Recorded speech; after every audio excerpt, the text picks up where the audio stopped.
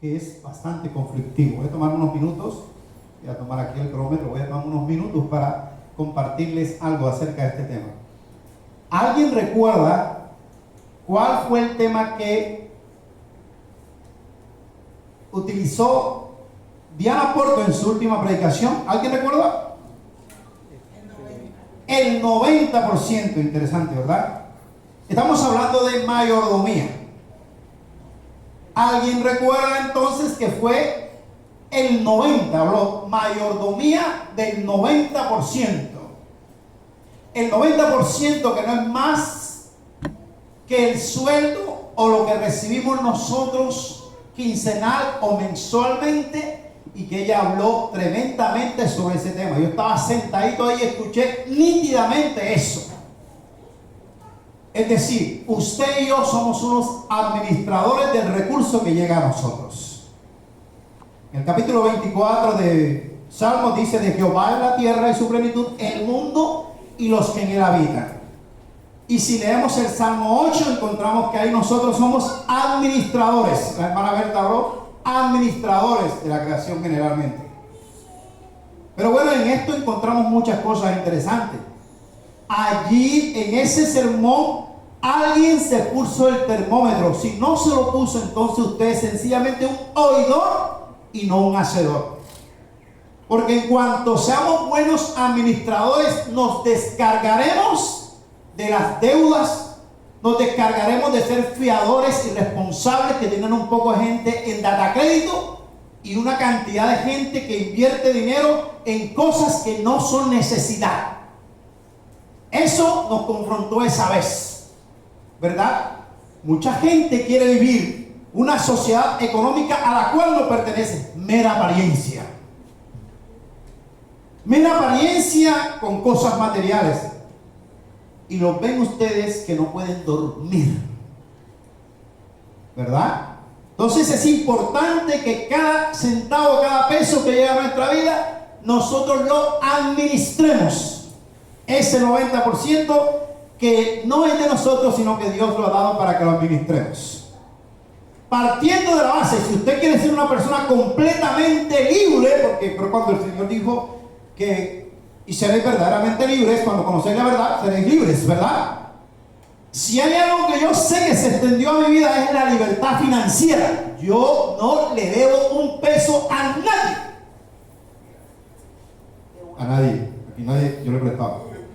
Y si le presto, sabe que le voy a pagar en la fecha exacta que le diga. No hay una cosa que genere más libertad que las deudas, porque cuando usted tiene deuda, usted casi no puede ni dormir. Así que no se meta en una deuda de tener una buena cama de allá de Jamán, que le dicen que sin costo inicial. Pero déjeme decirle que deje pagar un mes para que vea usted que viene la cuenta de cobro jurídico y no sé qué, y usted no puede dormir en esa tremenda cama. Administrar.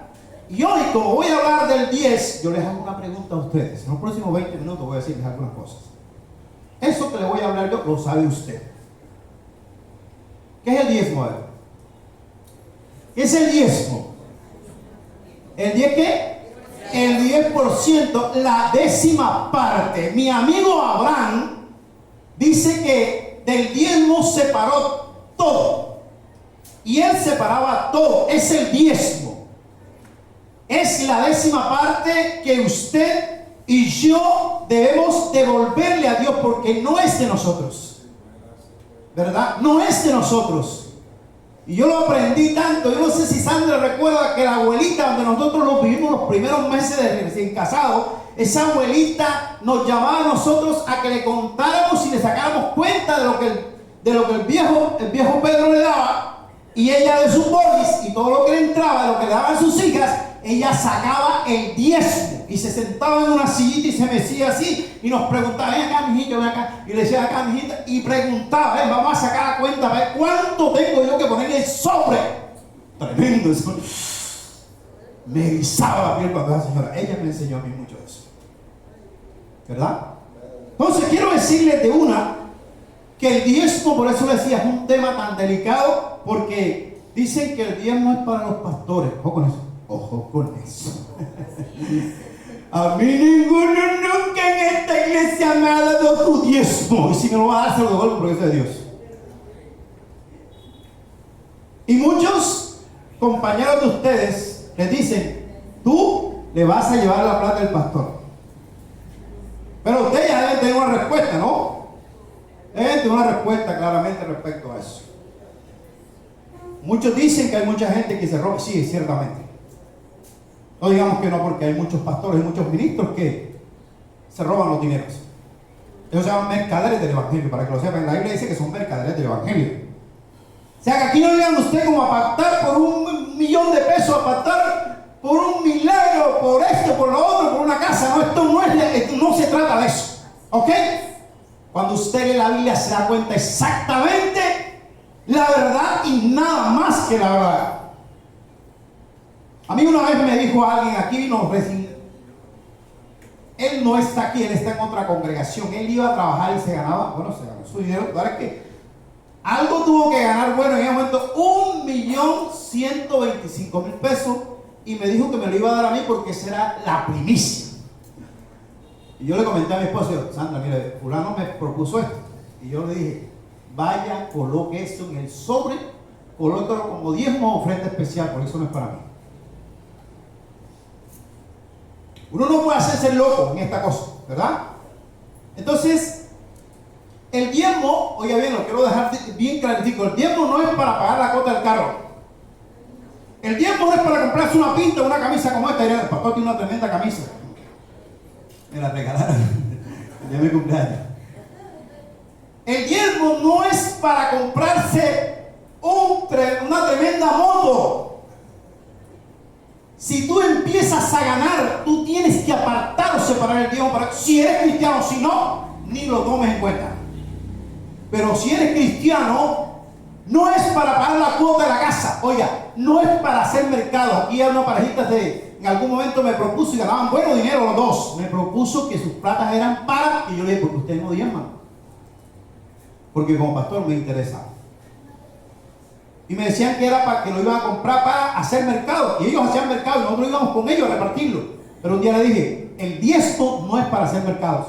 El diezmo es de Dios y tiene que ir a las arcas. ¿Ok? Que quede claro eso. No es para eso. El diezmo es separado para Dios. Y usted vaya al Antiguo Testamento y va a encontrar cualquier cantidad de textos. Y en el Nuevo Testamento dice, oye, en el Nuevo Testamento no hablaron de eso. Hay muchos textos que hablan de eso. Y Jesús nos dijo que debían diezmar. Pero hay textos que Jesús les confrontó a los discípulos respecto a ese tema. O acuérdense del fariseo y el publicano. No se habló del diezmo ahí. Diezmo de todo. O sea, acuérdense del publicano, ¿no? Y el fariseo. Entonces, no podemos decir que eso era el Antiguo Testamento o algo así. Hermanos, si usted le pregunta a su pastor, yo voy a decirle, si usted no diezma, ese es un problema espiritual. Oiga, ¿están de acuerdo conmigo? Si usted no diezma, ese es un problema espiritual. Porque la forma como manejas tus dineros, eso muestra lo que tú eres con Dios. Ahora, si alguien no sabe, nosotros pertenecemos a una organización que se llama la Denominación Bautista Colombiana, y nosotros de nuestros diezmos, de nuestras ofrendas, nosotros sacamos el 7% como aliados, como afiliados para el desarrollo del reino de Dios. 7% mensual sacamos. Y para la federación sacamos el 5%, o sea que nosotros sacamos el 12% de nuestros ingresos para el reino de Dios. ¿Ok? ¿Entienden eso? Y eso jamás, jamás de los jamases, desde que existe manantial de vida, la iglesia lo ha negado. Siempre lo hemos colocado en el presupuesto de la denominación y en el presupuesto de la DBC. Es importante que sepan eso. ¿Ok? Entonces que les quede claro que el diezmo no es para otra cosa. Y esto era algo que se daba en el Antiguo Testamento. Los israelitas anualmente llevaban todo lo que correspondía al Señor, el 10% de todo lo que había ingresado, de todas sus ganancias, el 10% llevaban en especie a unos graneros especiales. Eso lo hacían en el Antiguo Testamento. ¿Por qué? Porque los levitas y los que se encargaban del templo, ellos no tenían dote, ellos no tenían tierra, ellos estaban dedicados ¿a qué? Al templo. Y los dineros llevaban allá para que el dinero fueran usados para la alimentación de todos los levitas, de todas las personas que participaban en todo esto que tiene que ver espiritualmente, y también por el mantenimiento del templo. Quiero algo que sepan también: Manantial de Vida es una iglesia que tiene una personería jurídica, es una iglesia que tiene una conexión con la DIAN, es una iglesia que reporta a la DIAN, es una iglesia que se reúne para hablar de los asuntos económicos si tenemos presupuesto para eso. O sea que los diezmos, para que les quede claro este detalle, que el pastor no toca dinero. Si alguien le dice que el pastor tiene el carro nuevo, lo cambió, porque los diezmos que le entraron seguramente en este tiempo, para que sepan qué explicar, ¿ok? Porque a veces muchas personas dicen: ustedes lo tienen ahí como borrego, el pastor, todo va al pastor. Que les quede claro que el pastor no maneja dinero. Y tenemos un comité de finanzas bien conocedor del tema, que ahí no se hay negocios raros y cuentos raros que pasan por aquí plata, eso que les quede claro, ¿ya? Entonces, en la Biblia, en el último libro de la Biblia del Antiguo Testamento, aparece ¿qué libro? Malaquías. Y cuando usted piensa en Malaquías, ¿piensa en qué? En los diezmos, ¿ya? Resulta que esto tiene un contexto histórico bastante interesante. Esto no es, para usted poder saber un poquito del tema, tiene que leerse el libro de Nehemías, mi amigo favorito. Usted le pregunta al pastor: ¿cuál es su amigo favorito en cuanto al liderazgo? Nehemías. Nehemías. Es como si le preguntara cuál es su protagonista favorito de su carácter. Admiro mucho a José, pero Nehemías. Y hay otro líder que aparece ahí también en esa historia, es Esdras. Y hay otro líder que aparece ahí que se llama Zorobabel. En esa historia de Esdras, en esa historia de Nehemías y en esta historia de Malaquías, encuentra usted el contexto claro por qué razón el Señor dice estas cosas. Recuerden que a raíz del exilio, a raíz de la forma como los israelitas, dice que la razón de ser porque los israelitas fueron al exilio o estuvieron allá en cautiverio fue por falta de fe, porque no creían, tenían el corazón duro. Y usted lee en los profetas cuánta dureza había en el corazón de los israelitas, al punto de que fueron allá cuando lo invadieron, la invasión asiria los mandó allá, y dice que demoraron ¿qué? 70 años. 70 años. Cuando estaban en el exilio, ellos deseaban, por ejemplo, los hijos de Coré, ellos deseaban, por ejemplo, los cantores. El capítulo 26 habla de los hijos de Coré, y hay otros capítulos más que hablan acerca de los hijos de Coré. Eran encargados de la música, eran encargados del ministerio de música, y ellos anhelaban volver nuevamente al templo, adorar y a glorificar el nombre del Señor. Había unas expectativas interesantes, y ellos anhelaban volver al templo para restaurar el templo, para cantar, para cambiar sus vidas. Bueno, pasó todo eso, regresaron. Pero ¿qué pasó? Que regresando, ellos siguieron con su mismo comportamiento, con su misma maldad, lo mismo que la de sus ancestros. Acuérdense que hoy, por ejemplo, yo pongo hoy el ejemplo de la iglesia Manantial. Hoy la generación que está escuchando a Dios desde niño tiene que ser una generación más poderosa en palabra, más poderosa en ministerio. Esta generación que se está levantando ahora con los niños tiene que ser más poderosa que la generación de nosotros. ¿Por qué? Porque se ha levantado con el conocimiento de Dios.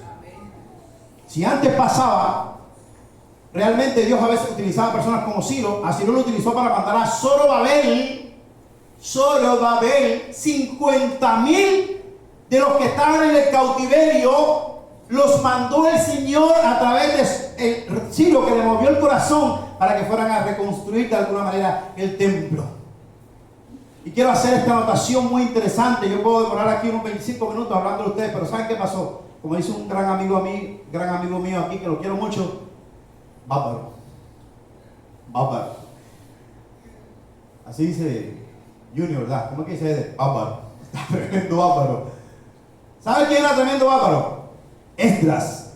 Esdras se paró 7 días a leer la ley. Wow, 7 días leyendo la ley, literal, leyendo la ley, para recordarle al pueblo cuántos se habían alejado de Dios y cuánta maldad había en el corazón de ellos.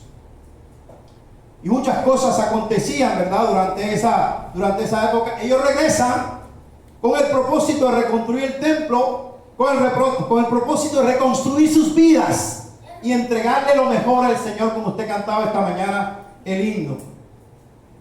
Pero hermanos, en Malaquías, cuando habla acerca del pago de los diezmos, Malaquías capítulo 3, versículos del 6 en adelante, habla su Biblia, hermano, porque esto es real, esto no es un invento pastoral, esto no es un invento de la iglesia, esto no es un invento de algún líder, esto es la palabra de Dios. Porque yo, Jehová, capítulo 3, versículo 6 de Malaquías, porque yo, Jehová, no cambio. Por esto, hijos de Jacob, no habéis sido consumidos. Desde los días de vuestros padres os habéis apartado de mis leyes y no las guardasteis. Volveos a mí y yo volveré a vosotros, ha dicho Jehová de los ejércitos. Mas dijisteis, ¿en qué hemos de volvernos? ¿Robará el hombre a Dios? Pues vosotros me habéis robado.